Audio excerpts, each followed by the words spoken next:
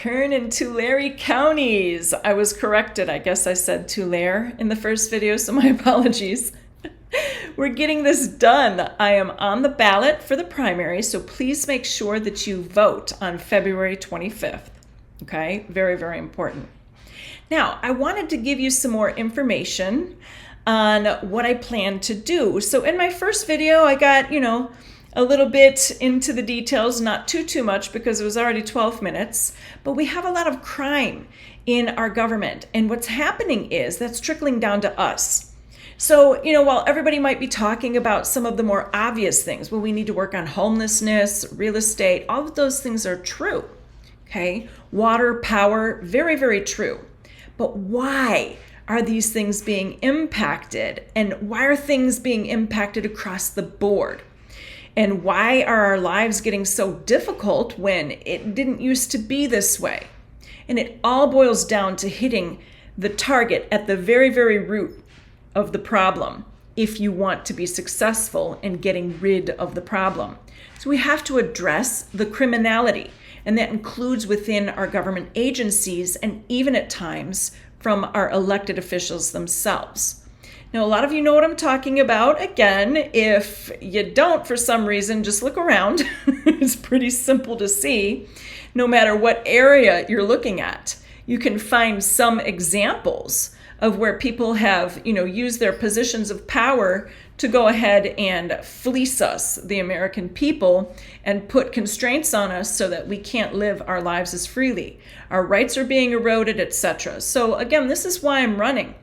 And I have a very specific case that, pretty much prodded me into doing this and finding out how deeply the issue goes locally. And so I don't want to get into that too much because I want to focus on the solutions at this point, right? Why do you want to vote for me? Because I'm the type of person that I find the solutions and I really work hard to make sure that the solutions that I bring aren't going to cause more problems. It's like putting a Band-Aid on a gushing cut. You're not really doing much, okay? So when I looked at this, I thought, what can we do to really cut out the heart of the dragon, so to speak? It's going to be difficult unless you consider how things were done when things were working well in this country. So I went back in my mind into the 1970s. And by the way, if you can hear some noise, my heat just kicked on and also I'm drying clothes, so I apologize.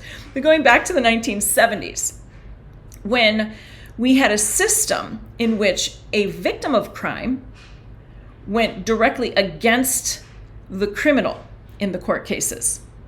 So yes, you did have to call the cops. Yes, there was a process to go through, but you were directly responsible for holding the criminal responsible. Why don't we bring that back? Ooh, won't that be a problem for the criminals that are even in our agencies? Now, of course, there are going to have to be controls. We can't just go, everybody can file charges for whatever reason they want. There have to be controls. And this is the work that I'll be doing, is to try and figure out exactly how to set the parameters so that we can hold people accountable without necessarily overwhelming the system and without causing more problems again, right? So this is going to be a problem solution, because if you look in psychology, which is one of the areas of expertise that I hold, you can see that you have to have consequences for behaviors. Otherwise, people are just going to do whatever they want, okay? So if you bring back this option for the regular American citizen to hold criminals accountable, and then extend that even into our government agencies and holding the officials themselves criminally responsible, if certain things, certain conditions are met for the case to move forward, then I think what's going to end up happening is you're going to have people that say, oh, maybe I should watch myself a little more and not do some of the things that I'm doing to people, because if they can prove it, I'm going to be held criminally responsible. Now, if you look at, say, for example, some of the police misconduct and some that have happened in the past 5 years in the case that I have directly against the criminal stalker next door, the police aren't being held accountable. And then you ask that special question, why? And what you see is that if you're having problems with the police, who do you report that to? You report it to the department. So they're policing themselves, and that becomes a problem. So if that doesn't work, you have to report it to the district attorney. Well, what happens if you have the district attorney working with those police to cause problems and maybe run criminal organizations and take cuts off the top? You can report it till the cows come home and nothing will be done. And for any of you who aren't fully aware of what's going on in Kern County, I strongly urge you to look into the fact that the Kern County Sheriff's Department has been under monitoring for misconduct, for violation of civil rights, mismanagement, etc., for a number of years now. But yet they're not being held to a higher standard, and they're continuing what they're doing. So as I was investigating a situation for my own case, I ran across a number of people in Kern County that are like, oh, you're finally catching up to what we already knew? And I'm like, I guess so. I've only been here, however many years it was at the time that I spoke to that individual.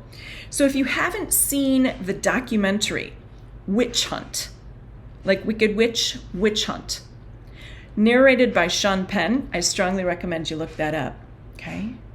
You can file all the way back to see our sheriff in action that many years ago, when, by the way, the laws were being changed to restrict who can run for sheriff.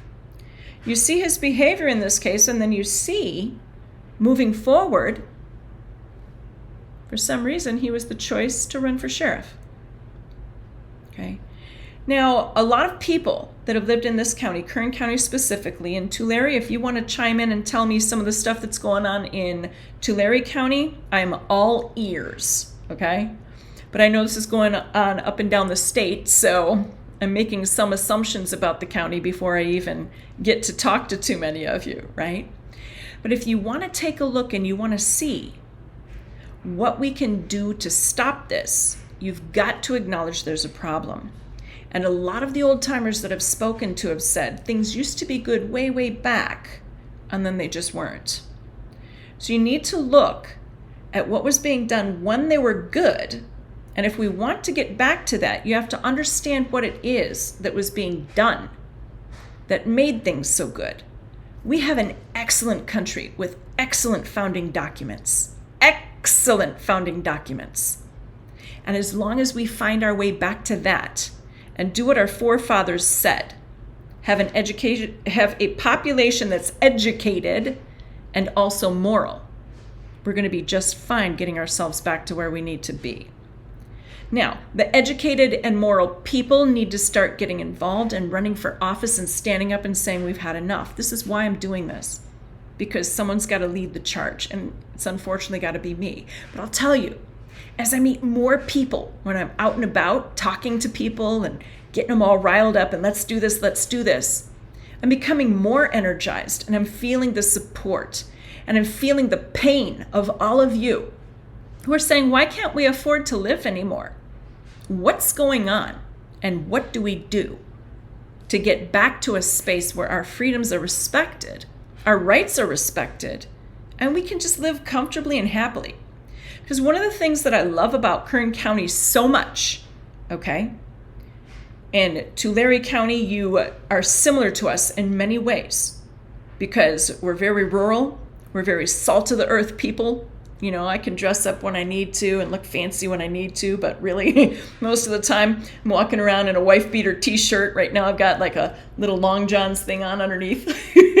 I don't really care. Salt of the earth, go out, work in the garden in the summer times, just trying to enjoy life. But we have a fire in us.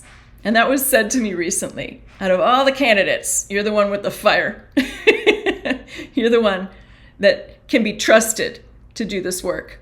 And so I appreciated that so much. But I wanted to point out that all of you that I've met that are throwing in your support have that same feel to you. And that's what I love about this area.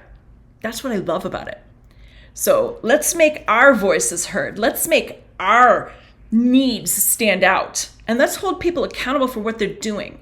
Now, early on, 25 years ago or so, when I started, my charge for education, I didn't want to believe that some of the people that were actually doing the damages that were being done in the field of education were doing so on purpose. So I understand if you're not really excited about calling people out initially. But the bottom line is we have to look at individuals and we have to say, what is it that you're doing? If you have excuse after excuse after excuse as to why you can't get your job done, A, you need to lose the job, and then B, we need to investigate the why you couldn't get it done. Couldn't, right? Because if you're doing criminal things, you need to be held accountable for that, even if that's not comfortable for us, even if that doesn't make us happy to do it. Because it's important. It's important that we all stand up and that we hold people accountable so that we can get back to the community setting that is so great about our counties, right? We want to be free. We want our kids to be able to learn. We want to be able to walk around our streets without having to worry about criminal activity. We want to be able to leave our houses without worrying about criminal activity. We just want to live happy, comfortable, quiet lives. And we're not allowed. Who says, right? Let's bring that back. Let's bring back being allowed to be free. Okay? So remember, get out there and vote on February 25th. My name is Holli Willibey, and I'm bringing back the power to the people. And I can only do that if you vote and if you tell everybody you know, because again, I'm not funded and they're not excited, they being the powers that be, they're not excited about me even running. So I'm going to rely on the voters and let's see how far we get. Because if I get in, you can bet change is coming and it's going to be good change. So let's get this done.